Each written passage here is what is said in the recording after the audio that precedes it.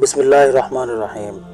السلام علیکم معزز خواتین و حضرات۔ مقدس کتاب قرآن مجید میں بیان ہوا ہے کہ کیا تم نے لات و عزیٰ کو دیکھا ہے؟ ناظرین، لات و عزیٰ کی مناسبت سے ہی آج کی اس ویڈیو میں آپ کو بتائیں گے کہ لات و عزیٰ کون تھے، لات اور عزیٰ کی عبادت کیوں کی جاتی تھی۔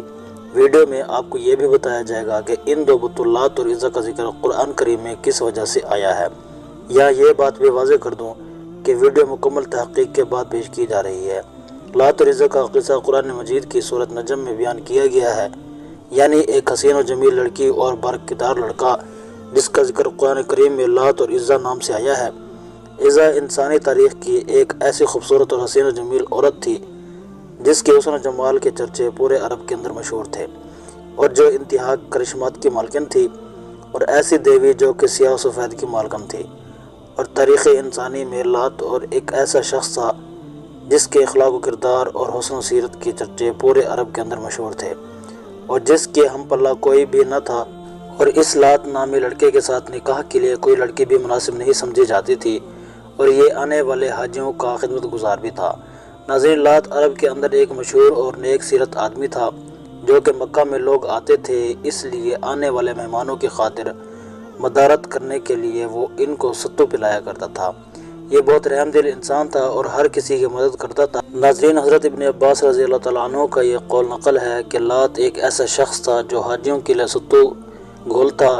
یہاں یہ بات بھی یاد رکھیں کہ اس زمانے میں عزیٰ نامی ایک نیک اور شریف لڑکی تھی۔ اس کے بارے میں یہ مشہور تھا کہ وہ اللہ کی بیٹی ہے، نعوذ باللہ، کیونکہ وہ طائف کے لوگوں کو ایک ویران مقام سے ملی تھی اور اس کے والدین کا کسی کو بھی علم نہ تھا، اور جب وہ جوان ہوئی تو انتہائی خوبصورت اور حسین و جمیل تھی، لہٰذا جو کوئی مرد بھی اس کو بری نظر سے دیکھتا تو وہ کسی نہ کسی بیماری میں مبتلا ہو جایا کرتا تھا۔ جب لات اور عزیٰ ان دونوں کے چرچے پورے عرب کے اندر مشہور ہوئے، مکہ اور طائف کے سرداروں نے فیصلہ کیا کہ لات اور عزیٰ کی شادی کرا دی جائے۔ ناظرین، پھر باہمی مشاورت کے بعد ایسا ہی طے پایا اور اس فیصلے کے مطابق لات اور عزیٰ کی شادی کرا دی گئی، جس کے بعد لات اور عزیٰ اپنی شادی کی پہلی رات کے لیے کمرے میں گئے، لیکن اس کے بعد لوگوں کو آج تک کبھی نہ مل سکے۔ لات کے چاہنے والے یہ کہتے ہیں، جبکہ عزیٰ کے چاہنے والے یہ کہتے رہے کہ عزیٰ کو کبھی کسی مرد نے ہاتھ نہیں لگایا تھا، اس لیے اس کی اس پاکیزگی کو ہمیشہ کے لیے بچا لیا گیا ہے۔ ان دونوں کے مرنے کے بعد لوگوں نے ان کے نام کے بت بنا لیے، کیونکہ عرب کے لوگ بت پرستش میں ڈوبے ہوئے تھے، اور مشرکین مکہ کے یہ دو بڑے بڑے بت لات اور عزیٰ ہی تھے۔ مشرکین کا یہ عقیدہ تھا کہ لات خوشحالی، زرخیزی اور خوبصورتی دیتا ہے، جبکہ عزیٰ خدا کی بیٹی کہتے ہیں، نعوذ باللہ، بلکہ کفار کا ماننا تھا کہ یہ عزیٰ سیاہ سفید کی مالکن ہے، دن رات کو بدلنا اور موسمی تبدیلیوں کا کام بھی عزیٰ کے سپرد ہے، اور بات بات پر لوگ ان دونوں کی قسمیں کھایا کرتے تھے، کیونکہ ان لوگوں کے درمیان لات اور عزیٰ کی پاکیزگی اور اخلاق و کردار بہت زیادہ مشہور تھا، بلکہ کافر ان دونوں کا نام لے کر خوب پیسے بناتے تھے، اور جیسے جیسے زمانہ گزرتا گیا تو لوگ ان کے سامنے منت ماننے لگے، اور ایک دن ایسا بھی آیا کہ لوگ ان کے سامنے اپنے قربانیاں پیش کر کے ان کی پوجا کرنے لگے۔ ابن اسحاق رحمۃ اللہ علیہ فرماتے ہیں کہ طائف میں آباد قبیلہ بنو ثقیف حق رکھتا تھا، اور اس سے ہونے والی آمدنی بھی انہی میں رہتی تھی، اور بتوں کا جو معجد موجود تھا، عمر بن لحی اس نے بنی کفالہ اور قریش سے کہہ دیا تھا کہ تمہارا رب سردی کے موسم میں لات کے پاس اور گرمی کے موسم میں عزیٰ کے پاس رہتا ہے، اس لیے لوگ ان دونوں کی تعظیم کیا کرتے تھے، اور لوگوں نے لات اور عزیٰ ہر ایک کے لیے حجرہ بنا دیا تھا، اور جس طرح کعبہ کے قربانی کے جانور بھیجے جاتے تھے، اسی طرح ان دو بتوں کو بھی قربانی کے جانور بھیجے جاتے تھے، جن کو وہاں پر لے جا کر بلی چڑھایا دیا جاتا تھا، اور لات کو خدا کا بیٹا اور عزیٰ کو خدا کی بیٹی کہا جاتا تھا، جو کہ فتح مکہ کے بعد حضور اکرم صلی اللہ علیہ وآلہ وسلم نے ان دونوں بتوں کو ختم کروا دیا۔ ابن کثیر لکھتے ہیں کہ لات کے بت کو توڑنے کے لیے نبی کریم نے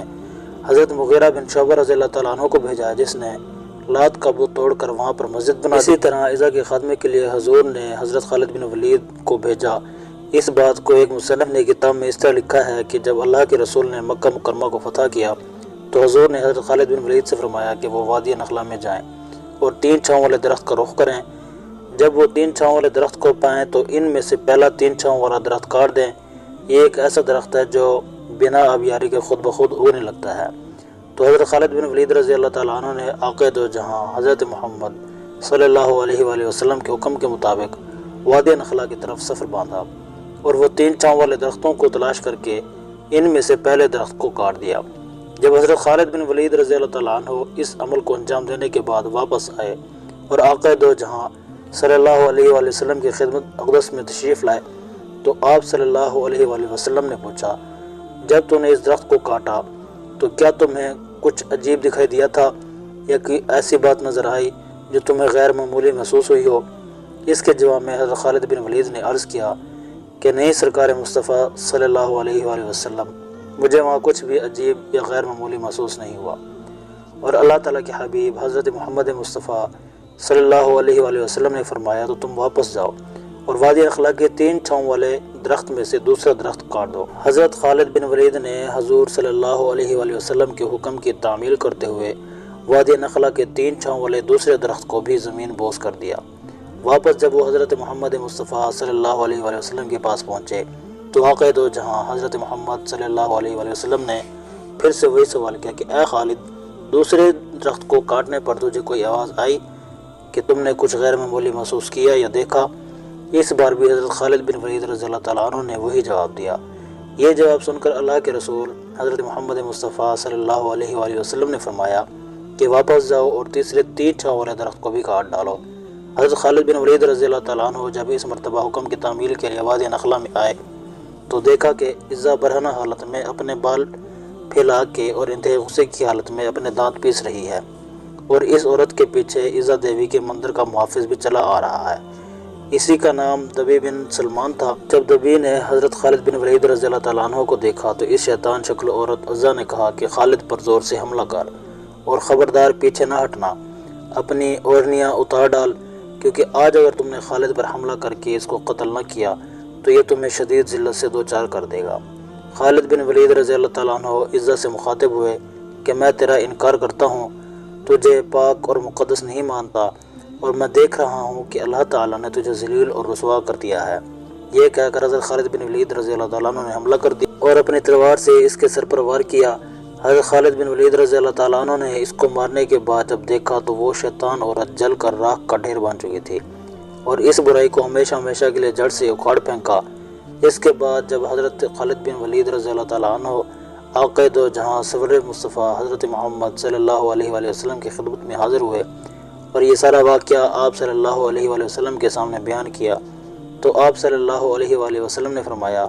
کہ اے خالد، یہ عزا تھی جو اب آئندہ عربوں میں نہ ہوگی اور نہ اب اس کی عبادت کی جائے گی۔ وہ دن تھا اور آج کا دن ہے، عربوں میں سب سے زیادہ لائق تعظیم سمجھی جانے والی عزا کا کوئی نام لیوا بھی باقی نہیں رہا۔ ناظرین، سبھی انبیاء کرام ایک اللہ وحدہ لا شریک لہ کی عبادت کا حکم دیتے آئے ہیں۔ تمام انبیاء کرام اور رسول اس صراط مستقیم پر گامزن رہنے کے لیے امت مسلمہ کے لوگ اپنی اپنی بساط کے مطابق برسر پیکار رہتے ہیں۔ آپ صلی اللہ علیہ وآلہ وسلم کے وصال کے بعد یہ سلسلہ رکا نہیں اور نہ ہی کبھی رکے گا۔ مسلمان اپنے رہبر و رہنما سپہ سالار حضرت محمد مصطفیٰ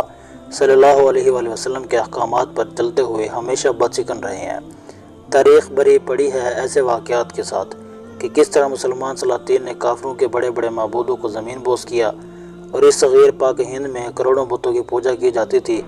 712 ہجری میں محمد بن قاسم نے ایک مسلمان عورت کو ایک بت پرست جانب راجہ طاہر کی قید سے آزاد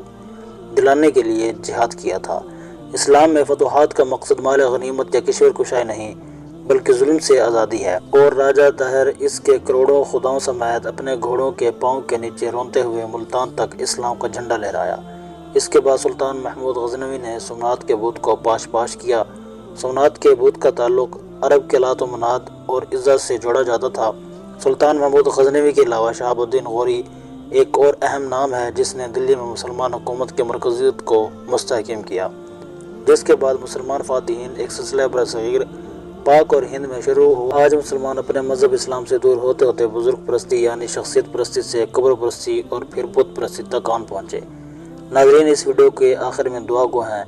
کہ اللہ پاک ہمیں اچھے حکمران عطا فرمائے اور ہمیشہ ہم سب کو توحید پر قائم دائم رکھیں اور شرکی افعال سے ہماری حفاظت فرمائے۔